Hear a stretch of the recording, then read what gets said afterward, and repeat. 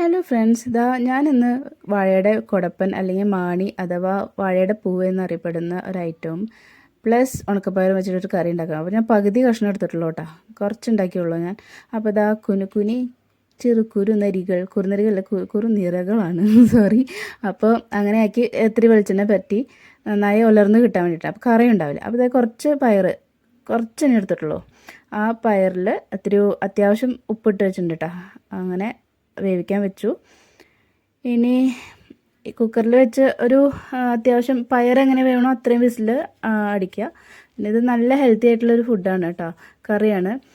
നമുക്ക് ഉണ്ണികൾക്കായാലും വീട്ടുകാർക്കായാലും നല്ല ഹെൽത്തി ആയിട്ടുള്ള ഫുഡാണ്, ഒരു ദോഷം ഉണ്ടാവില്ല. പയറൊക്കെ വെന്ത് പെട്ടെന്ന് തന്നെ നന്നായി വെന്തുണ്ട്. അതിലേക്ക് വാരിയിടാം. എൻ്റെ അമ്മയെ നല്ല ആവി തള്ളുണ്ടായിരുന്നു. അപ്പം ഞാൻ വേഗം സൈഡിൽ നിന്ന് കൈയിൻ്റെ പൊസിഷൻ മാറ്റിയത് കണ്ടില്ലേ, വേഗം അതിലേക്ക് വാരിയിടും. നല്ല ആവി, നല്ല കൈ ഇങ്ങനെ നീറുന്നുണ്ടായിരുന്നു.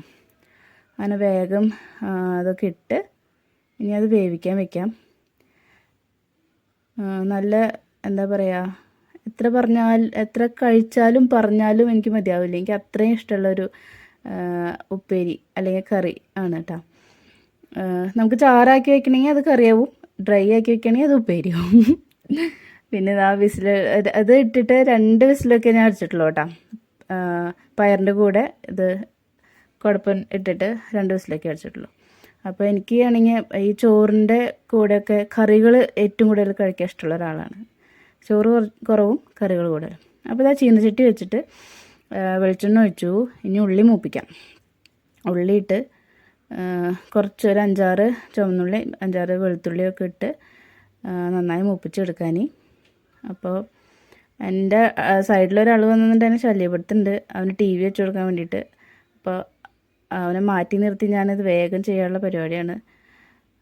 അങ്ങനെ ഉള്ളിയൊക്കെ മൂത്ത് വന്നു. ഇനി അതിലേക്ക് 1 സ്പൂൺ മുളക് പൊടി ഇട്ടു.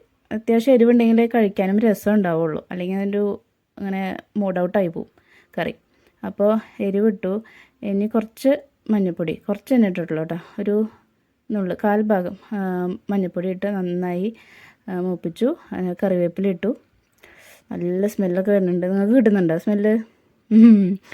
പിന്നെ വേവിച്ച് വെച്ചാണ് കുടപ്പനും പ്ലസ് ഉണക്കപ്പയറും കൂടി ഇട്ട് ഒരു പ്രത്യേക ടേസ്റ്റാണ് കേട്ടോ. നിങ്ങളൊന്ന് ട്രൈ ചെയ്ത് നോക്കണേ. എല്ലാവരും വെച്ചിട്ടുണ്ടായിരിക്കും, എന്നാലും ഞാൻ പറഞ്ഞ സ്ഥിതിക്ക് നിങ്ങൾ എന്തായാലും ഒന്നുകൂടി ഒന്ന് കഴിച്ച് നോക്കുക.